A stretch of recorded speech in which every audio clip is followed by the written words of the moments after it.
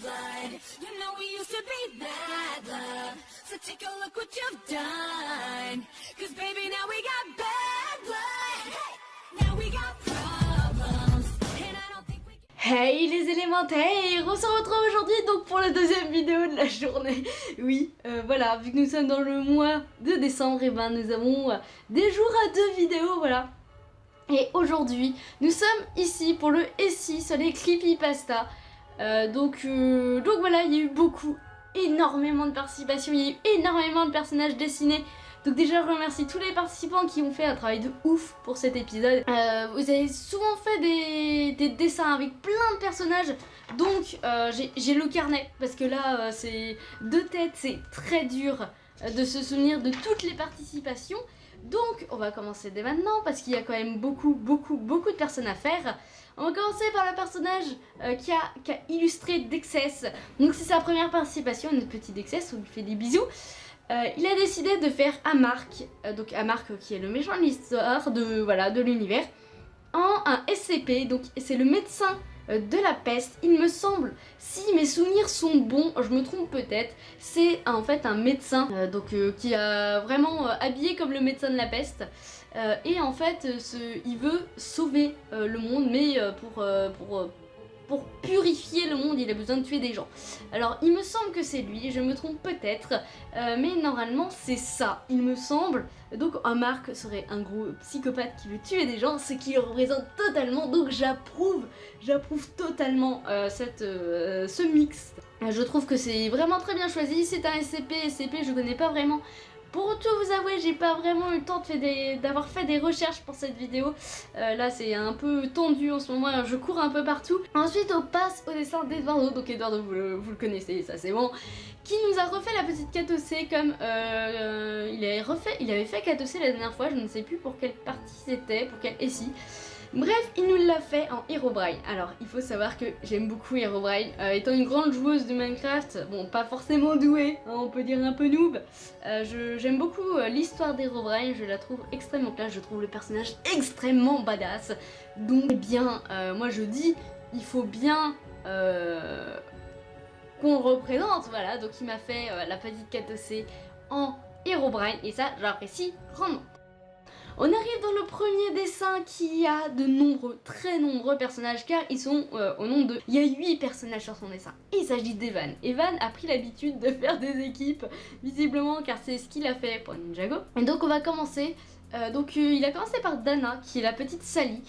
Donc c'est Sally Williams, c'est une... je sais que je l'avais déjà dessinée, mais c'était un ancien dessin. C'était un très ancien dessin que j'avais fait. Je crois que c'est une fille avec les cheveux un peu dorés et tout, et habillée en rose, avec une robe rose, avec une chemise de nuit rose, et un nounours, mais je ne sais pas du tout son histoire, je la connais juste. Sinon il a continué avec Kwami, donc Kwami qui est notre araignée favorite parce qu'on le connaît bien, qui l'a fait en Slender, donc avec les pattes d'araignée ça colle parfaitement, donc j'approuve. Ensuite il a fait donc Perla qui est un personnage beaucoup représenté pour ce SI, je ne sais pas pourquoi, mais donc nous avons Perla en Hayley Jack, Hayley, la fait pas réussir à dire son nom, qui est un personnage qui pique les reins, il me semble. Je crois que c'est le personnage où on a une photo de lui, je sais pas du tout comment cette photo a été prise, mais je crois me souvenir qu'il pique les reins des gens. Voilà, c'est tout ce que je me souviens de ce personnage. Je ne sais plus du tout, c'est horrible. Ensuite nous avons Misako et Luxor en Jane et Jeff the Killer, parce que il faut bien, voilà, ils sont pas ensemble, mais il faut bien, tu vois. Luxor a été beaucoup représenté en Jeff the Killer, c'est ça qui me paraît très rigolo, peut-être parce qu'ils ont la même similarité, voilà, ils se ressemblent. Ensuite nous avons Panda, alors Panda qui est un personnage qui apparaît tout juste dans les ici, car il s'agit du chien de Luxor, voilà, qui a été représenté en Smile, parce qu'il a la même couleur, il a il a pas le même sourire, il a la même couleur, donc il s'agit de Smile, de la photo smile.png. Cette photo qui m'a hantée un moment, parce que elle est horrible cette photo, elle est horrible, mais vous imaginez même pas. Bah ceux qui l'ont pas vu surtout. Ensuite nous avons Gloria en hoodie. Alors hoodie, il me semble que c'est pas un sous-fifre de Slender, il fait pas partie avec Masky. Si je crois c'est hoodie et Masky. Il me semble que c'est ça, qui fait partie des sous-fifres qui ont été rajoutés par les fans, il me semble. Et donc notre petite Gloria, normale, parce qu'elle a une capuche. Et je crois que c'est le seul truc qui paraît normal, tu vois, c'est qu'elle a une capuche. Et ensuite nous avons Amark en Ben Round, et ça j'ai trouvé ça excellent. J'aime beaucoup le fait d'avoir associé Ben à Amark, d'avoir associé les deux. Ben est je crois ma deuxième creepypasta favorite. Donc ça fait, voilà, il est très haut dans le level et je sais pas, mixé avec Ben en fait il fait du mal aux gens, mais dans l'histoire c'est pas de sa faute en gros. C'est ça le truc, c'est que c'est vraiment pas de sa faute. Et à Marc, ce qui lui est arrivé, c'est pas de sa faute, le fait qu'il soit méchant, c'est pas de sa faute. Et donc j'aime énormément cette mixité. Ensuite nous avons Losty, ça faisait très longtemps qu'on ne l'avait pas vu, qui nous a fait. Alors ce personnage vous le connaissez peut-être pas. En tout cas, les anciens le connaissent. Les anciens vont dire « Oh mon Dieu, ça date !» Il s'agit de Jinx. Alors Jinx, pour vous, c'est une mercenaire à tentacules qui est extrêmement badass. Et non, en fait, si, Jinx c'est elle. Mais au tout début de la création des élémentaires, au tout début, il y avait un personnage qui s'appelait Jinx, qui était une petite fantôme qui contrôlait le feu, qui maintenant s'appelle Tobio. Voilà, maintenant vous avez trouvé. En fait, j'ai changé, mais j'ai réutilisé le prénom Jinx pour lui faire un peu un hommage, et parce que j'adore ce prénom. Voilà, tout simplement.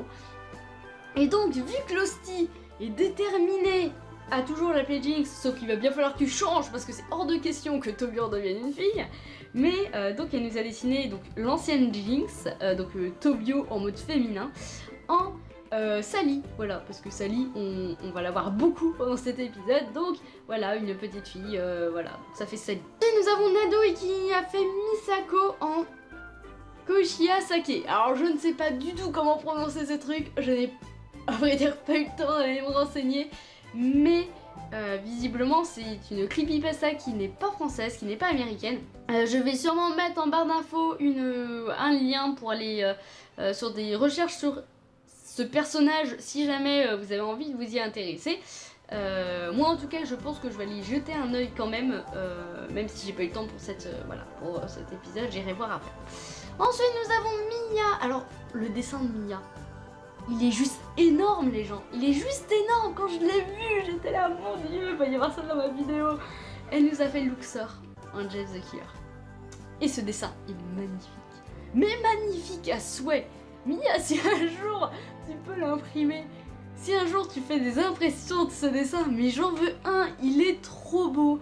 Il est véritablement magnifique en fait. Voilà, donc bien sûr, Luxor, Jeff the Killer, voilà. Et en plus là, il est extrêmement badass, donc j'approuve. Ensuite, nous avons le grand Satanatos, le retour de Satanatos. Voilà, tout le monde l'attendait. Ça faisait longtemps qu'il devait participer et il a enfin réussi à participer pour le creepypasta, qui nous a fait aussi une équipe. Donc j'ai encore la liste, voilà, je me balade avec ma liste. De toute façon, vous la voyez depuis le début, mais voilà. Donc, qui nous a fait Jinx, mais cette fois-ci la Jinx avec les tentacules en Slenderman, parce que voilà. Et nous avons Perla encore en Alias Jack, parce que visiblement son masque rappelle beaucoup celui d'Alias. Nous avons Diego. Alors Diego c'est un personnage que vous avez dû voir dans le qui est sur Luxor, qui est apparu allez, à millisecondes, c'est le caméo de l'extrême, qui est le chef de la partie glace. Et qu'il a une tête de souris. Mais je tiens à dire que Sonic est un hérisson. J'ai un hérisson dans mon univers. Alors je ne sais pas pourquoi tu as foutu Diego. Mais en tout cas, je trouve le résultat très classe. De toute façon, ton dessin est extrêmement glauque. Et ça fait trop plaisir. Ensuite, alors là, on a eu un gros délire là-dessus. Nous avons les personnages d'Azula. Azula qui est une mercenaire. Azula qui est issue d'un cheval. Et Azula qui a fini avec Smile.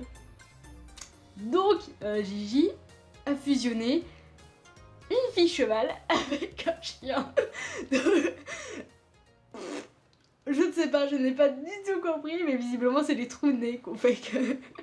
je ne sais pas. Mais en tout cas, ça a été un gros délire avec lui, mais je ne sais pas pourquoi. Voilà, il y a eu le mixte. Oui, le plus logique aurait été Panda. Ça c'est sûr, mais bon, ça finit avec Smile. Voilà, ça finit avec Azula.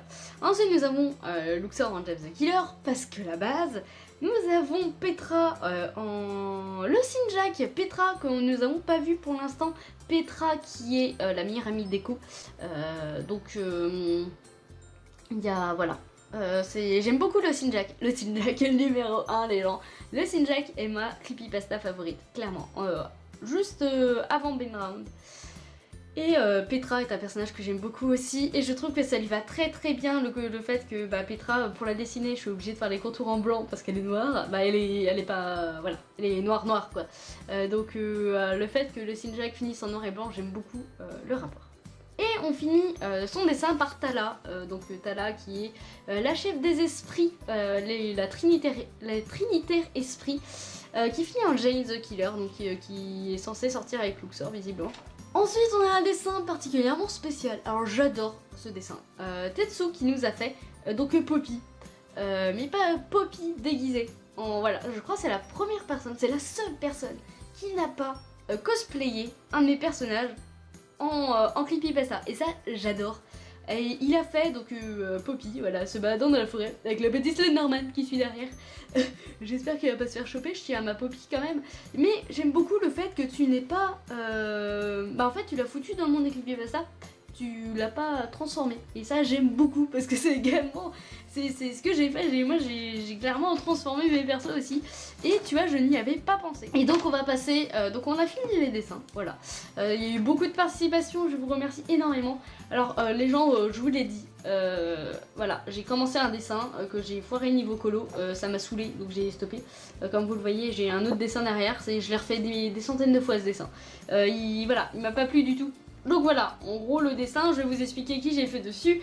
J'ai fait, alors attendez parce que j'ai pris la liste, parce que j'ai fait des personnages que je ne connais pas. Donc Perla en Ayless Jack, voilà, qui est ici la petite Perla. Parce que la base, j'ai fait donc Panda en Smile Dog, il est moche.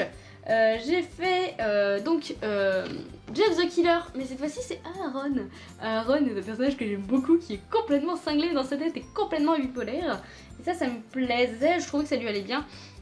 Ensuite j'ai fait Red, donc le personnage, c'est dans quel Pokémon Jaune il me semble, où il y a une creepypasta où en fait au fur et à mesure du jeu, en fait tu vois ton personnage perdre un bras là, et à la fin ça finit qu'un tronc avec les yeux ensanglantés. Et donc les yeux ensanglantés m'a fait penser au personnage de Frodon, que vous avez peut-être découvert sur le blog il y a peu de temps, qui a été un des copains des chats. Donc voilà, c'est uniquement les taches autour des yeux qui m'a fait penser à ça. Jinx en Slenderman parce que la base. Ensuite on a Jodie qui est un personnage que Debbie Love to Play aime beaucoup, qui est une soleil. Voilà, c'est une soleil, je sais même plus ce qu'elle fait chez les soleils, j'ai trop de personnages. Qui est en Tiki Toby, voilà, parce que je trouvais qu'elle avait la même couleur de cheveux, que ça lui allait très bien. Surtout elle a des grosses lunettes et donc ça passait crème. Ensuite nous avons Sean, oui c'est Sean, en donc voilà, le fils d'Amark en Ben Round. Voilà, donc on reste dans la famille, mais donc oui, parce que Sean est une grosse victime dans la life et Ben a été victime de son sort. Donc, et voilà, je trouvais que ça lui allait bien. En plus, il a les petites oreilles, il est juste roux à la place d'être blond, mais en gros ça passe. Ensuite, on a Mimé en Woody. Voilà, on a eu Gloria tout à l'heure en Woody. Non, moi j'ai décidé de mettre Mimé parce que Woody n'a pas de bouche, parce qu'il a un masque. En fait, ça aurait très bien pu passer avec Elle Jack aussi. Mais voilà. Et ensuite, nous avons Miko. Miko qui est un personnage que j'apprécie énormément, qui est mon petit lapin popstar qui est fini en... J'ai oublié le nom. en Love Jack parce que avant tout le Jack est un clown, il amuse la galerie et que Miko fait exactement pareil avec ses chansons et avec sa manière de se tenir. Donc j'ai trouvé que ça lui allait très bien et on a fini avec Katose qui est extrêmement moche sur mon dessin, là elle est mieux mais là elle a la tête coupée, voilà, qui a fini en masquis avec un magnifique message en mode fuck you. Je sais pas, je trouvais la coupe de cheveux de Masky, voilà, je trouvais que ça me ressemblait. Donc, ce mois de Noël, ce mois de décembre, vous savez donc déjà jusqu'au 31 décembre, jusqu'au jour de l'an les amis, pour accomplir ce thème. Alors, je n'ai pas voulu prendre un thème de Noël. Déjà ça c'est clair, c'est mort, on fera pas Noël, parce que c'est trop facile et j'ai pas d'imagination. Mais on va prendre un film qui est sorti il y a peu de temps, fin novembre, qu'il faut absolument que j'aille voir. Et surtout c'est un univers que je voulais aborder depuis très longtemps dans les DC que je n'ai pas pu. Il s'agit de DC Comics. C'est pas un univers, on va plutôt réduire à l'univers de la Justice League. Parce qu'il s'agit d'une de mes équipes favorites de super-héros. Alors comme certains le savent, je suis une grande fan de DC Comics. Mais une très grande fan, mais à un niveau que vous ne pensez même pas, voilà. Ça a vraiment totalement changé ma vie et j'ai vraiment envie que vous soyez au courant de tout ça. Donc j'ai décidé qu'on fait ça sur l'univers de la Justice League, donc vous pouvez utiliser tous les membres de la Justice League pour ça. Vous pouvez...